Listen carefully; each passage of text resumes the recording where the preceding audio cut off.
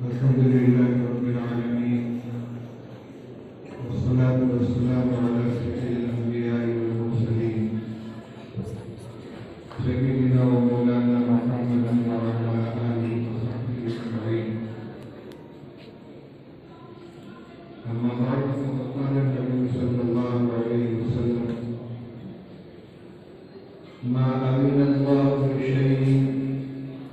ما أذن لنبي يتغنى بالقرآن يحفظ به كما قال میرے طلبہ اور بالخصوص انجمن زینت القرآن سے وابستہ طلبہ عزیز، انجمن زینت القرآن کی دینی انتظام تجوید و قرأت کے لیے مظاہرہ احساس ہوتا ہے اور میں مبارکباد دیتا ہوں اس میں شرکت کرنے والے طلباء کو۔ اس دارالحدیث تحقانی میں مختلف انجمنوں کے زیر انتظام افتتاحی انتظامی اجلاس ہوتے رہتے ہیں، لیکن جس یکسوئی کی حمایت اور جنری کے ساتھ اس وقت طلبہ عزیز کی نشست نظر آ رہی ہے،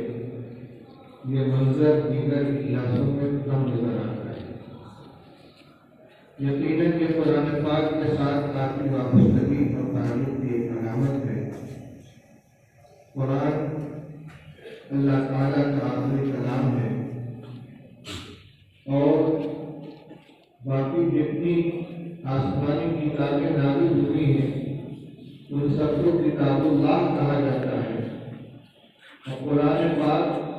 اللہ کی کتاب بھی ہے اور اللہ کا کلام بھی ہے۔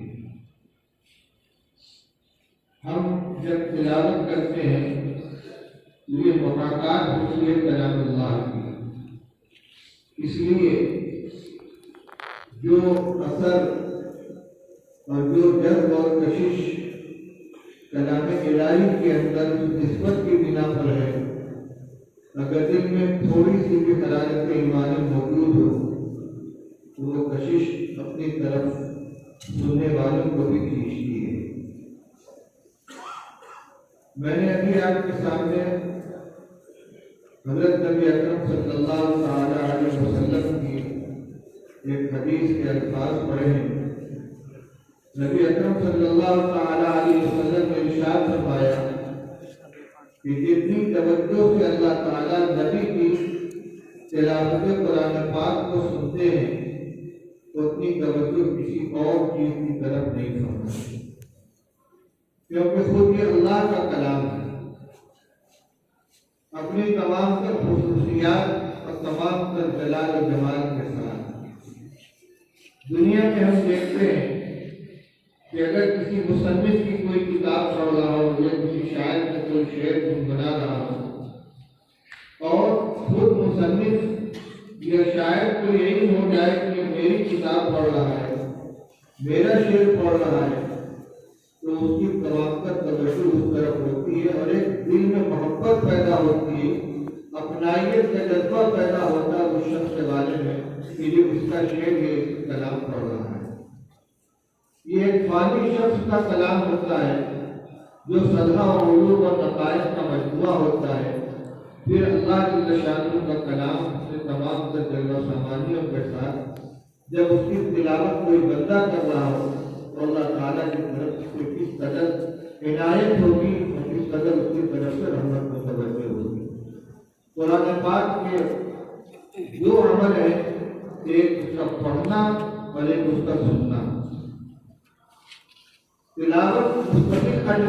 کا ایک عمل ہے اور قرآن پاک کو سننا ایک مستقل عمل ہے۔ میں نے اس کے پہلے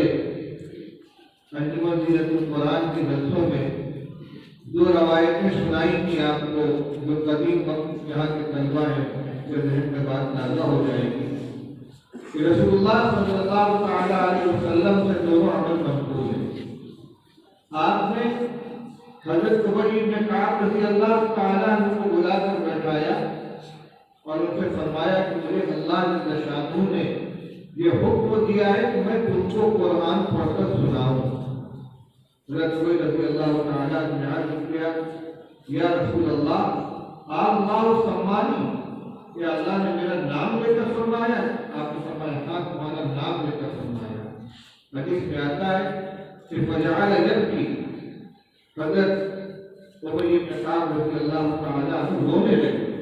اور کہنے لگے بالکل پرند طرف کی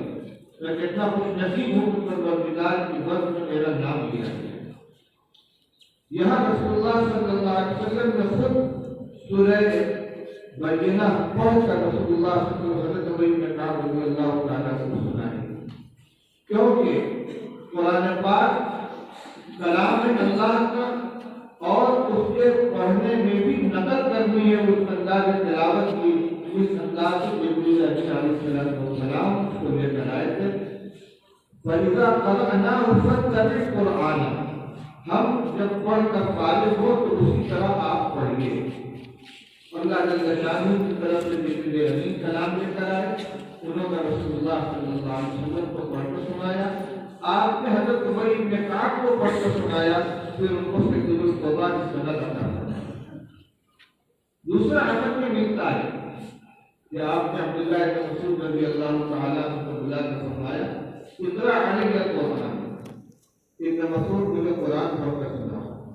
کہنے لگے اقرأ علیہ وقد انزل علیک القرآن، یا رسول اللہ میں آپ کو پڑھ کر سناؤں، آپ کو پورا قرآن سنا ہے؟ آپ نے فرمایا ولا انی احب ان اسمع من غیری، جی ہاں اجل انی اسمع انی احب ان اسمع من غیری، میں چاہتا ہوں کہ میں دوسروں چنانچہ حضرت عبداللہ بن مسعود رضی اللہ تعالیٰ نے سورہ نساء کی تلاوت شروع کی۔ جب اس آیت کریمہ تک پہنچے وَكَيْفَ إِذَا جِئْنَا مِنْ كُلِّ أُمَّةٍ بِشَهِيدٍ وَجِئْنَا بِكَ عَلَىٰ هَٰؤُلَاءِ شَهِيدًا، رسول اللہ صلی اللہ علیہ وسلم حسبی فرماتے ہیں میں نے نگاہ اٹھا کے دیکھا تو آپ کی آنکھوں سے آنسو جاری تھے۔ تو قرآن کا پڑھنا بھی نبی کریم صلی اللہ علیہ وسلم کی سنت اور پڑھوا کر دوسرے سے سننا یہ بھی رسول اللہ صلی اللہ علیہ وسلم کی سنت۔ اس وقت میں شریک افراد کی ایک نہ ایک سنت پر عمل کرنے والے یا تو وہ طالب بن کر شریک ہے یا سامع اور مستمع بن کر شریک ہے، اور دونوں کا دونوں آقا نامدار صلی اللہ علیہ وسلم کی سنت ہے۔ سب اللہ تعالیٰ کی رحمتوں کو متوجہ کرنے والا عمل ہے۔ کم عمر بچے جس انداز سے تلاوت قرآن پاک آپ کے سامنے پیش کر رہے ہیں، یقیناً اس سے آپ کے دل میں بھی جذبہ پیدا ہوگا، یہ دولت اللہ تعالیٰ ہمیں بھی عطا فرمائے۔ ایک ہے تجوید اور ایک ہے قراءت، کم سے کم قرآن کو صحت کے ساتھ اپنے صحیح مخارج سے صفات لازمہ و محسنہ کی کا اہتمام کرتے ہوئے پڑھنا یہ ہر شخص کے لیے فرض ہے کہ جس سے قرآن صحیح ہو سکے۔ اس کے بعد پھر فن کی باریکیاں ہیں، اس کی روایتیں ہیں، اس کے طرق ہیں، وہ باقاعدہ فن تجوید پڑھنے والوں سے متعلق ہے، فن قراءت پڑھنے والوں سے متعلق ہے،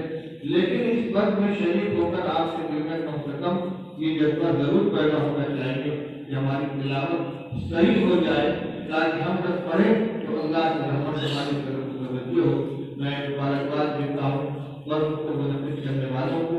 ان کے استاد گرامی جناب مالک فیروز صاحب جی دوست کو، اور شکر گزار ہوں ان تمام علماء کرام اور ان مہمانان کا، خاص طور سے ہمارے موکل ارکان شورا جو